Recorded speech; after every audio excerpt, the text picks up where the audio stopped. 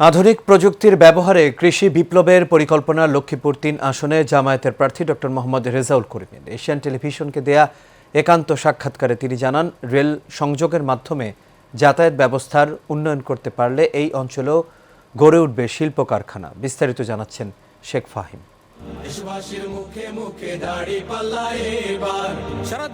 শেষ মুহূর্তে সরগরম নির্বাচনের মাঠ। নানান প্রতিশ্রুতি দিয়ে ভোটারদের মন জয়ের চেষ্টায় ব্যস্ত প্রার্থীরা তুলে ধরছেন নিজের পরিকল্পনাও। এশিয়ান টেলিভিশনে দেয়া একান্ত সাক্ষাৎকারে লক্ষ্মীপুর নিয়ে আগামীর পরিকল্পনা তুলে ধরেন লক্ষ্মীপুর-৩ আসনে জামায়াতের প্রার্থী রেজাউল করিম। লক্ষ্মীপুরের এই চরাঞ্চল অনেকগুলো এলাকা রয়েছে, কিন্তু জামায়াতের এই প্রার্থী জানান, লক্ষ্মীপুর অঞ্চলের কৃষকদের নিয়ে রয়েছে তার বিশেষ পরিকল্পনা। কৃষকদের জন্য আমাদের কৃষির যে প্রণোদনাগুলো, তাদের যে সার, মেশিনারিজ এবং তাদের জন্য এখানে সবজি, অন্যান্য যে জিনিসগুলো তারা উৎপাদন করে, তারা সত্যিকার অর্থে ন্যায্য মূল্য এখানে পায় না। এই জন্যে আমরা তাদের জন্য এখানে হিমাগার তৈরি করতে চাই। রেল সংযোগ স্থাপনের আশ্বাস দিয়ে তিনি বলেন, যাতায়াত ব্যবস্থার উন্নয়ন না হলে শিল্প কারখানা গড়ে তোলা সম্ভব না।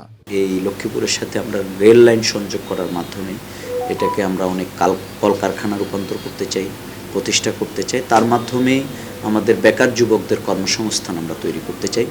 এই নির্বাচনে নারী ও তরুণরা ভোটারদের গুরুত্ব নিয়ে এক প্রশ্নের জবাবে তিনি বলেন, নারী ও তরুণরাই দেশের ভবিষ্যৎ, তাই নির্বাচন হলে তাদেরকে নিয়ে রয়েছে তার ভিন্নধর্মী পরিকল্পনা।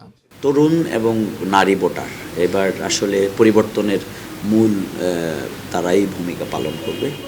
এছাড়া লক্ষ্মীপুরের অন্যতম রপ্তানি পণ্য নারিকেল, সুপারি, সয়াবিন এবং ইলিশ রপ্তানির সুযোগ সুবিধা নিশ্চিতে বিশেষ ইকোনমিক জোন ও নৌবন্দরের পরিকল্পনার কথাও তুলে ধরেন জামাতের প্রার্থী রেজাউল করিম। নারিকেল, সুপারি, তারপরে সয়াবিন এবং ইলিশ, আমাদের এই চারটির একটা পরিকল্পনা আমাদের রয়েছে। Sheikh Fahim, Asian television.